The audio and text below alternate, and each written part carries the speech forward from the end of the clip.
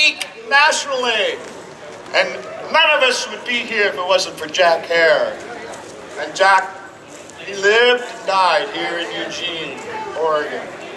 So it's only fitting that Eugene and Willamette Valley should consider industrial hemp. And why is that? Come on. Why industrial hemp? I'm not going to say marijuana. I'm going to say money. Lots of economy. Lots of jobs. 25,000 products right now being made out of hemp. America's #1 consumer. All the other consumers in the world don't add up to what America buys in hemp. And we, our farmers in this country, cannot grow it. Because why? The government. The federal government, not the state government. You know, 2009 here in Oregon, we legalized it on our state level, but with the clause, when it's federally allowed. Well, there seems to be several states that are going ahead without that. Colorado, Washington, Kentucky. Be in town.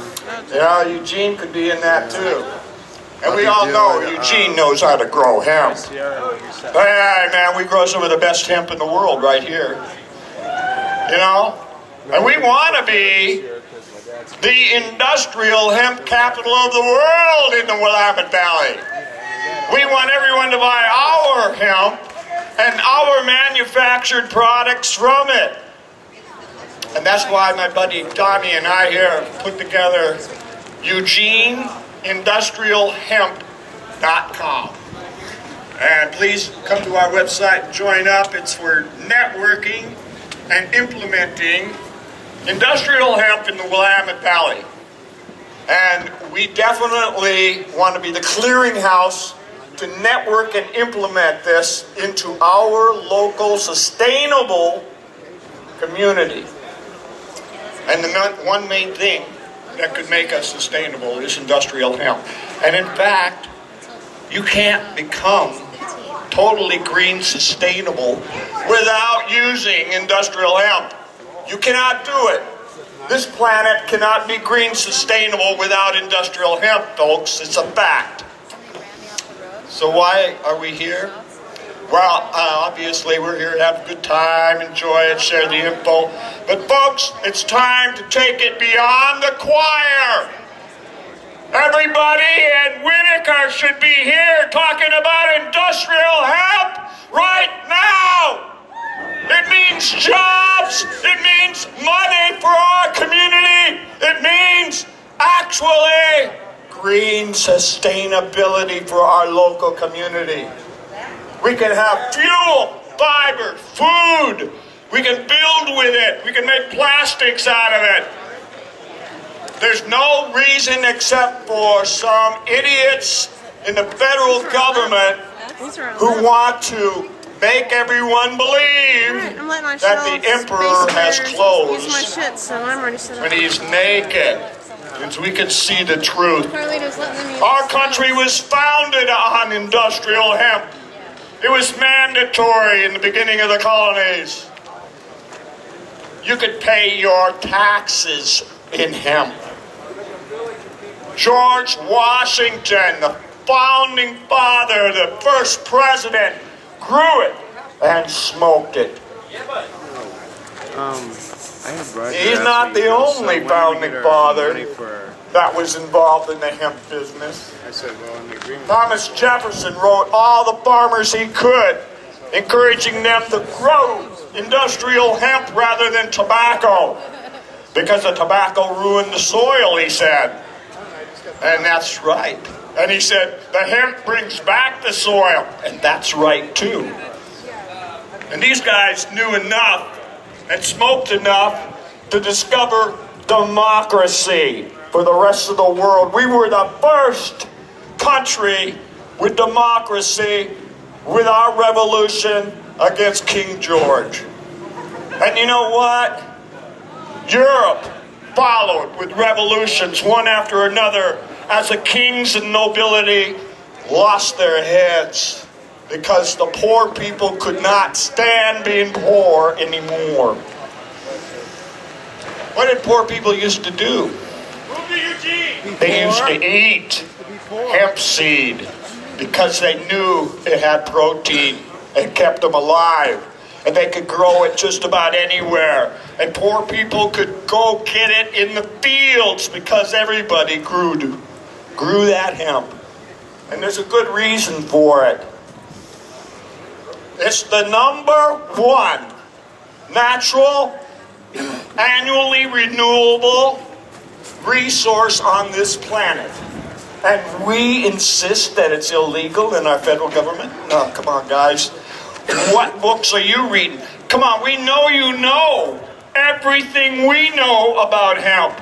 We know that the federal government knows we can make oil out of it, but their petroleum lobbies are making them look the other way. We know it could be the best building material on earth, but you know what? They'd rather go mine in Peru and tear down the rainforest instead, just for their wood and for growing more soybeans and the GMO, you know, all that stuff. That makes people sick. That kills our planet. Now, with all the radiation going on, what's the one plant? And I'm not talking about mushrooms. I'm talking about hemp. Can detox and deradiate the land. Hip hip! Hooray! Hooray! Hip hip! Hooray! Yes. Now we know the truth because Jack Hare wrote the book. Woo! We know the truth because Jack took us. I'm one of the people he took by the hand and taught us how to claim our freedom, how to go up against the government with the initiatives, how to go to cities who say you cannot petition in our park and prove to them on the federal level that we have the right to free speech in every national and city park in this country. And Jack showed us how to do that when he had cops all around him trying to stop him do it. And every time he beat them in court, they could not keep him in jail for his free speech rights that he claimed. Now Jack left us a legacy, and it's in his book. Because his book wasn't about pot. It wasn't about smoking pot. His book was about industrial hemp, the history of it, and the prohibition of it. Now we all know about that prohibition. And we've had it up to here with that crap. And if they don't pass the 2013 U.S.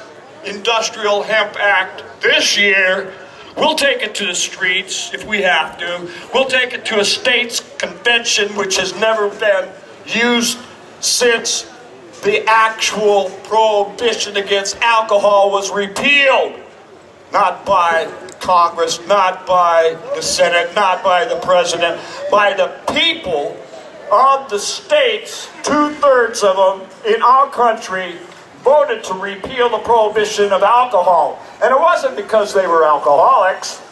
It's because they were tired of their cousins and uncles getting arrested for making moonshine. Well, we don't need that moonshine so much anymore, and even all the great things that are being done with biofuels. Well, they're still off the mark if they're not including industrial hemp, and especially that part of hemp which could be a fuel and could power all these automobiles that are smogging up, polluting everything around us. The hemp could be made in the body of that car, right there. Henry Ford proved it. I like that one up in Now, everybody knows Henry Ford was just one of those rich capitalist guys and he didn't really care about the people, but he did care. Him and Diesel wanted to put biofuels together for the internal combustion engine. And it was part of the conspiracy against hemp that it was made illegal so it would not compete with the oil and petrochemicals of our country. And the richest man in our country, who was at the same time the Secretary of the Treasury, Mr. Mellon of the Mellon Bank in Philadelphia, went to the DuPonts and said, buy out GM with my money from the bank so we can make sure that these vehicles are run on petrochemicals instead of biofuels. That was real. We don't have an actual recording of that, but we know they had that conversation, because that's the way they acted later. So I don't want to take all your time up here, but I want to take a message to you, which is quit talking to the choir. Start talking to your neighbors, your relatives, your kids, your grandparents, everybody who does not know that industrial hemp is a no-brainer for an industry. It's an economy and job market that it has products that are environmentally friendly, can save our planet at the same time that we're growing and manufacturing products from them. There's nothing else like it on the planet. And Jack's spirit is here now, today, in every one of you, because his message was true. And you realized the facts once you saw them. And it's thanks to Jack that we are here. And in the spirit of him, I ask you, please start talking to everybody outside the choir. Start presenting the facts, the realities of industrial hemp to everyone who does not know it. Because they are biased by the lobbies and the propaganda that says it's only a drug. It's only an excuse for hippies to grow their pot. Okay, folks, it's all up to you. And that's what Jack always said at the last word. And I'm going to, it's Dave, see, right? He's like Hemp Shield. He's like major industrial product of hemp right now.